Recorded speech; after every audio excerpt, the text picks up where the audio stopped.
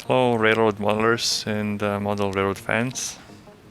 It wasn't that long ago that we were fiddling with staging. If you recall, we were over there adding 2 turnouts for potential extension. And then another thought occurred. Well, how are the trains gonna get into that staging from any direction? Because there's not that many or any crossovers anywhere there. This staging is a loop. And one thought leads to another, and thus an interlocking. So that's where we are right now. I guess we can call this part 2 of staging, or revisiting staging. I'm going to, I guess, make these 2 tracks reversing loops, because the polarity is not the same between these tracks. It's reversed, and so when a train crosses into the other section, it's gonna create a short if I don't have an auto reverser. And beside that, I wanna have block occupancy detection. So that's just one of those extra things that you add into complexity. I'm still bemulling over this configuration because I don't have any space there to add an interlocking or a crossover. I have a re-railer here and a re-railer there, but then these curves are pretty tight. I mean, that's 24 and that's, I don't know, 24.2 maybe, or 26. And then if I make it here, that might be an obvious place, except that that stretch of track over there is not long enough for a whole train to fit. I have a block here and ending here, and then from here on is all the helix. So different power district as well. So I'm thinking here before that block. But I'll still make this part of the helix, and I already have an auto reverser down there, but I need to add another one. And obviously, I'll need to unplug these 2 tracks from the occupancy detection over there and then send them up here. So there we go. That's introduction for this thing. I don't know how far it's gonna go, but you'll see. More to come. And track laying is done. Actually, it did not take that long. A couple of hours, 3 maybe, 4 if we count the lunch break. Now the next step is wiring. Fingers crossed I've gapped everything correctly, because that interlocking here, or this interlocking here, is going to be part of the helix, I suppose. So it's going to go on that electronics board there, which means that on the other end over there I need to make a double gap. I've also double gapped the crossovers, so this one here and this one here, and there is 3 inches difference between the gaps. I think that's what they were suggesting in the auto reversers, so you don't gap across both rails. You offset one rail by 3 or 4 inches, something like that. So this turnout, this piece of track, and that turnout are going to be one block, and then this turnout and that turnout are going to be another block. This track there and this track there, they belong to the helix, they're a separate block. This track here and that track there, they're separate blocks. But these 2 turnouts and these 2 turnouts and this track, as well as these 2 tracks, they need to be auto reversed separately, because these are block occupancy detected. So you need to reverse the polarity and then do the block occupancy detection. That's my understanding of it. You can't do it the other way around. And I can't combine any of these, which means I need to have 4 auto reversers. 1, 2, 3, 4. Well, I have them there, but I don't know if that's an overkill or not. I'm happy so far, but I'm kind of apprehensive now. What's gonna happen next? If the order of my components is correct, and if the wiring is gonna be good, I mean, whatever. It's wiring. I don't mind wiring. That's fun. So stay tuned for more. Here we go. It's all done. Interlocking, gaps, ungodly amount of auto reversers and other electronics, and yet it doesn't work. So the story is that I've wired everything, I tested it, and it seemed to work, except occasionally a locomotive would be crossing over and then it would short. And then I was hearing all the sparking when the cars were crossing as well. Now I don't know if they're sparking because of the frogs, because you know when they touch here, these two rails are opposite polarity. Actually, no, they're not. They end up being opposite polarity when it auto reverses. So I don't know if I need to gap this, but it's gapped here. So really, I mean, I don't know. So anyway, I did a factory reset on all four. I don't know why is it blinking. It says that it's in a reverse mode now. I did a factory reset on all the PSX ARs, and now nothing works. Basically, it works in the normal directions, but when the crossovers are thrown, like let's say this way or this way, then it will short. Locomotive will short here when it touches this section, the crossover section, while the auto reverse should actually reverse the polarity here and then set it to this so that the track behind is all the same polarity as this track here. And the way this is set up, I'm gonna put a diagram up on the screen, just a simplified version, because I mean even this is simplified because I don't have the block occupancy here yet. But anyways, there are two auto reversing sections. There is the interlocking and there are the tracks. They're saying that they shouldn't be next to each other in the manual, and there should be like a space in between the longest locomotive of normal track between the two sections, but I don't have that much space because I need 9 feet, and it's barely 9 feet, and I don't want to bother with that. So basically this is auto reversed and that's auto reversed. These turnouts are wired together and these turnouts are wired together, meaning electrically, because this is all the same polarity and this is all the same polarity. When locomotive crosses over, that polarity needs to, no, this polarity needs to match that polarity, so this should be auto reversed. Well, it was happening earlier before I factory reset everything.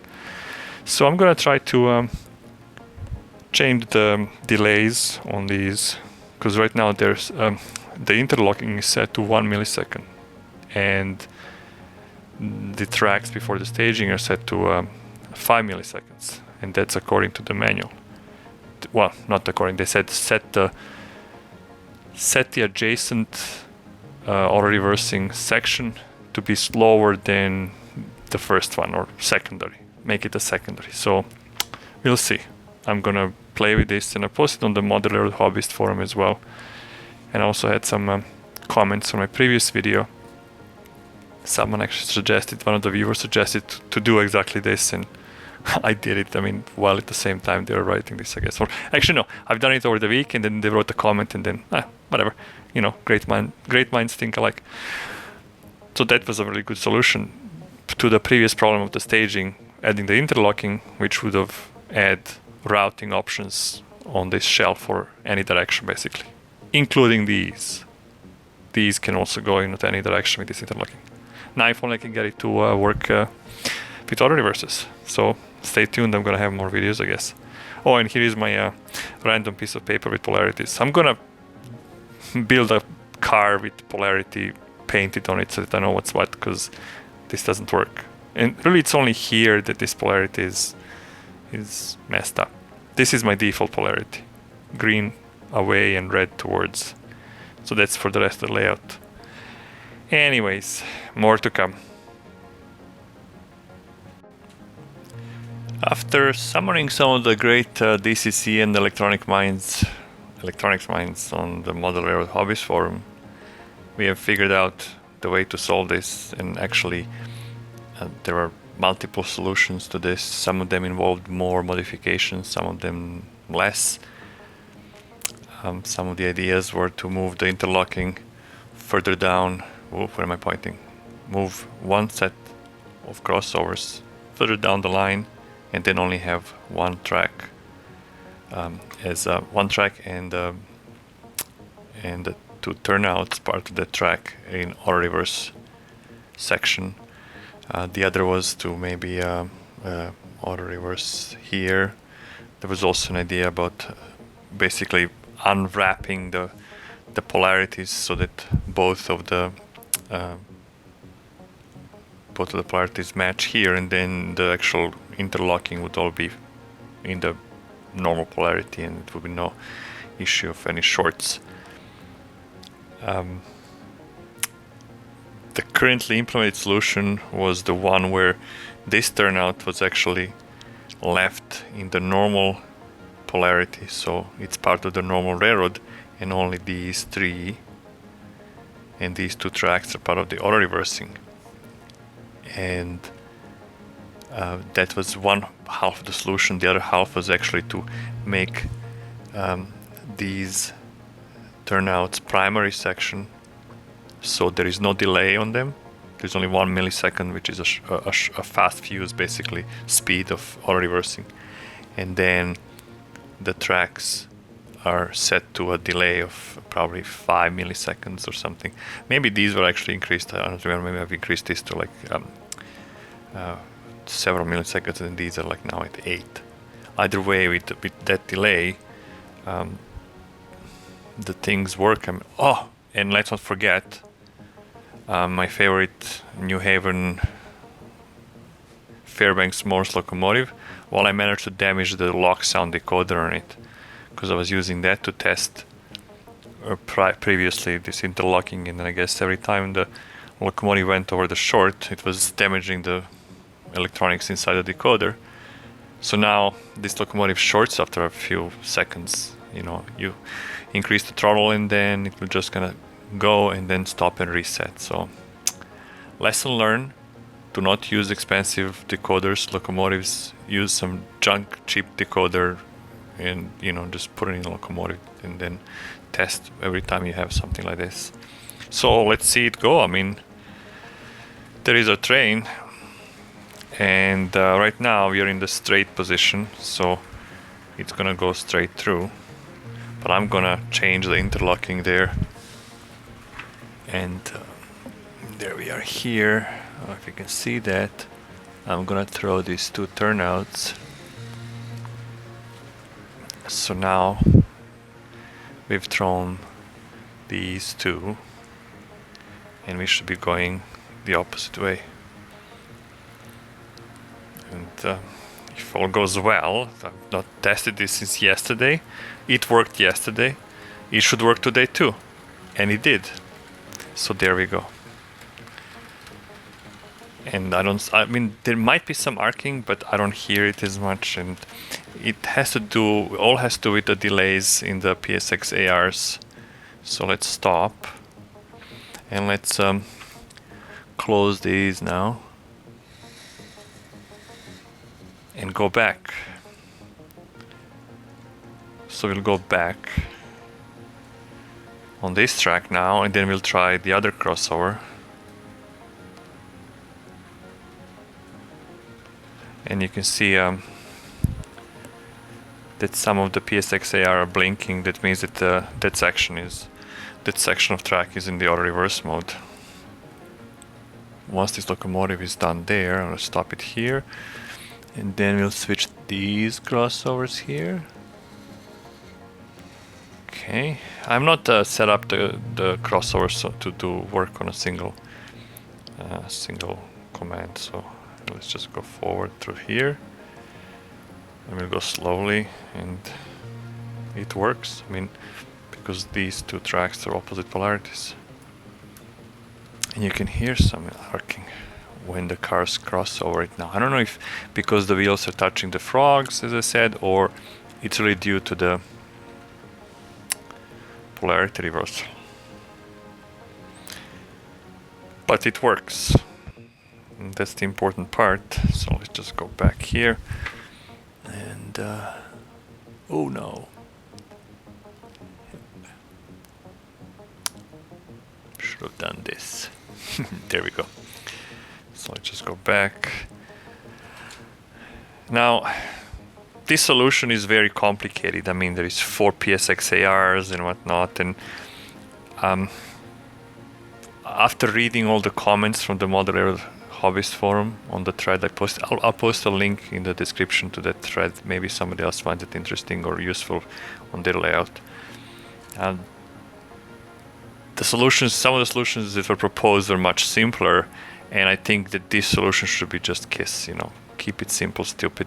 There should be no complications, no insane amounts of electronic boards and whatnot, because anything, you know, like that just adds more fail points, you know. And I think that I'm going to basically revert to a solution where one track here in the staging, probably that track there, is being auto-reversed. That locomotive is making weird noises. Tup, tup, tup, tup. It's never been run before, so I mean, I'm not serviced it or anything, so let's just stop. I'm going to auto-reverse maybe this track here, only that track, and then this track here in the helix, basically the track that comes around and comes out here. If I only auto-reverse those 2 tracks, then this interlocking here can be in normal polarity, and so can the helix. The problem with that is that all the wiring was done with the opposite polarities, with this setup here. I don't know if that's going to impact anything on the long run, but I think if I, oops, sorry about that, if I alter the feed and just reverse the wires that feed the inner track to the helix, then as a power zone itself, all the inner tracks or the loops won't care which wire provides which phase of DCC signal.